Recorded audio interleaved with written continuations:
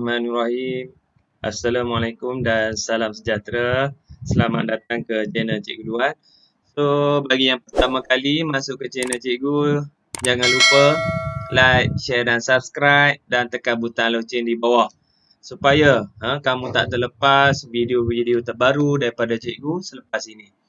So, untuk kali ini kita teruskan pengajian kita berkenaan sains tingkatan 2. Okey, sebelum ni kita pergi 2.1. Okey, aliran tenaga. Kita masuk 2.2.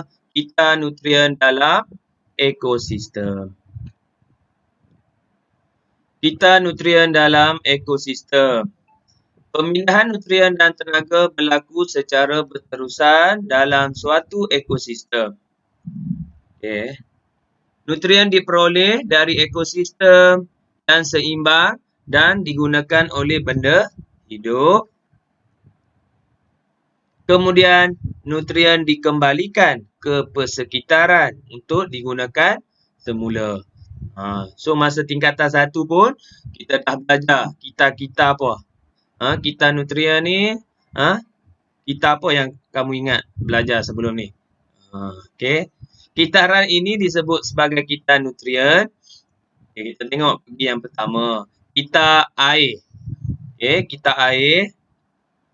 Ni gambar dia lah. Ni gambar ni sama dalam buku teks kamu. Kamu boleh tengok lah. Okay.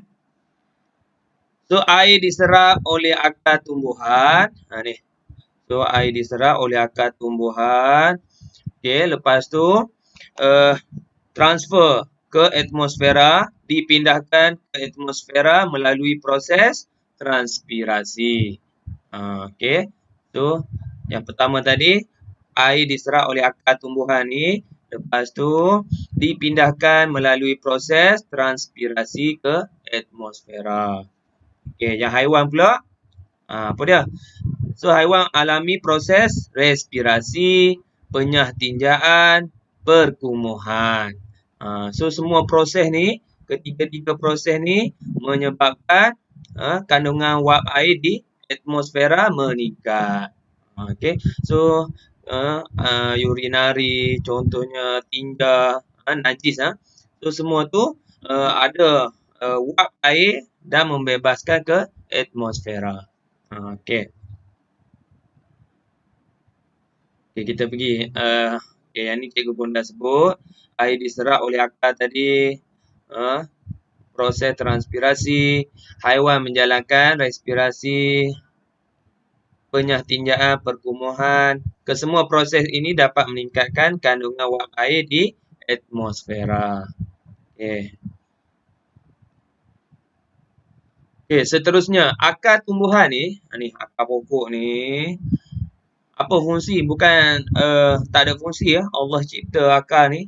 So akar tumbuhan ni fungsi dia mencengkam tanah dan menjadikan struktur tanah lebih kukuh. Ni fungsi dia. Sama juga macam kalau kita nak buat rumah. Okey, kalau kawasan tanah yang lembut apa semua, kita piling dulu. Kita masuk cerucuk besi dan sebagainya. Okey. Hal ini menyebabkan aliran air di bawah tanah perlahan dan dapat mengelakkan hakisan tanah. So, kalau akar ada semua ni, so air di dalam tanah ni mengalir perlahan lah. Compare kalau tak ada akar ni, so air laju je bawah tanah dan menyebabkan hakisan tanah. Sebab itulah jangan sewenang-wenangnya, jangan suka-suka nak tebang pokok. Okay, peranan benda hidup dalam kita air.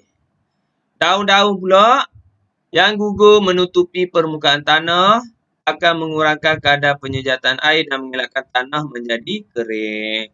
So, sekarang ni musim panas. Kalau kamu perasan banyak daun-daun pokok gugur. Tu sebab apa? Sebab pokok tak mau mengurangkan pokok mengurangkan kadar penyejatan air. So dia tak mau air banyak guna, so dia gugurkan daun-daunnya. Tu. Okey, habis kita air, kita masuk pula kepada yang kedua. kita karbon dan kita oksigen. So sama juga gambar ni kamu boleh tengok. Boleh tengok dalam buku teks.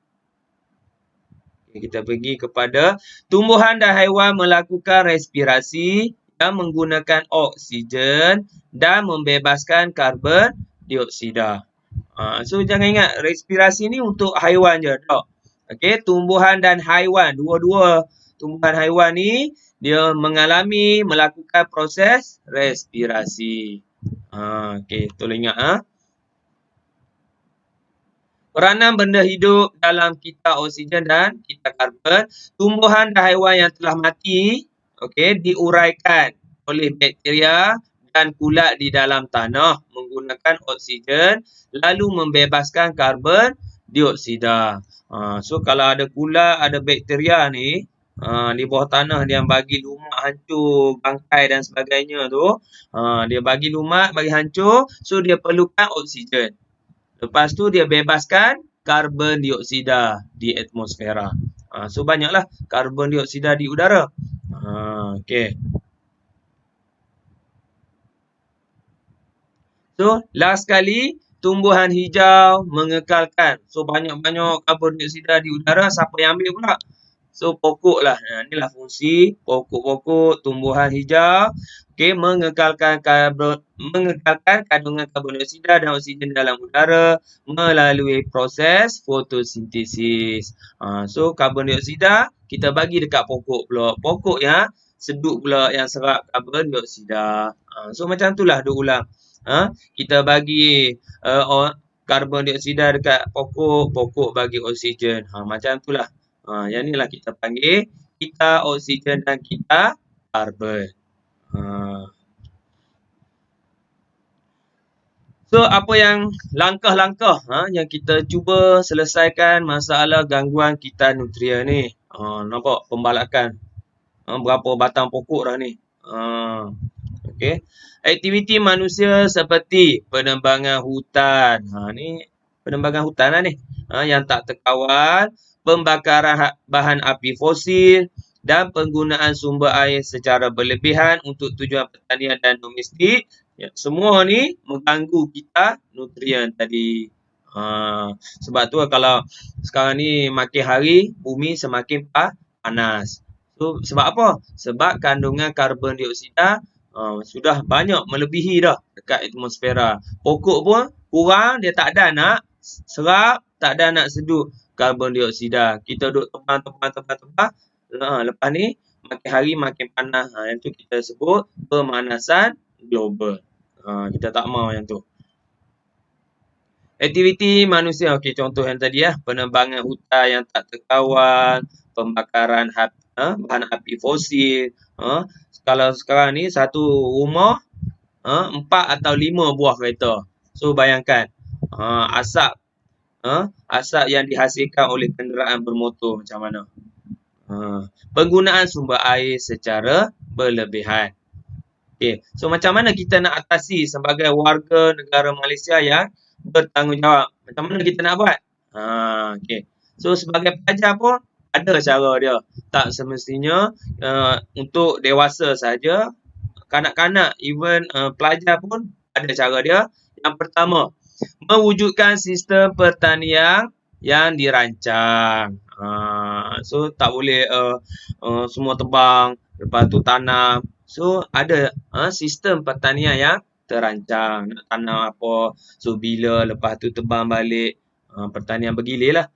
Sistem aliran dia, saliran dia macam mana. Okey, menggunakan kenderaan awam. Ni sebagai student tadi. So tak payahlah suruh mak ayah hantar.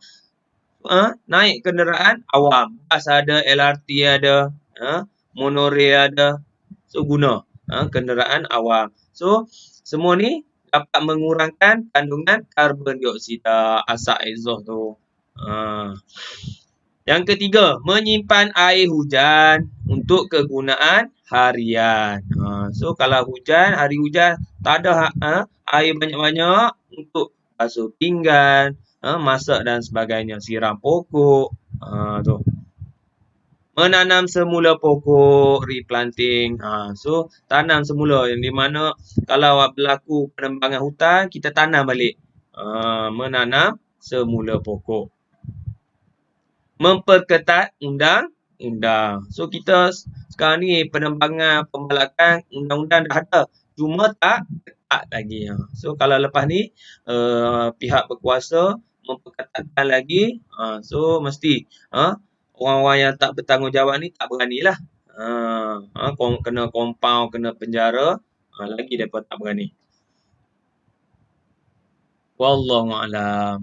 So setakat itu saja video cikgu untuk kali ini. Jangan lupa like, share dan subscribe dan tekan butang lonceng di bawah. Sehingga berjumpa lagi dalam video akan datang dengan tajuk saling bersandaran dan interaksi antara organisma dan antara organisma dengan persekitaran. Wallahualam. Assalamualaikum.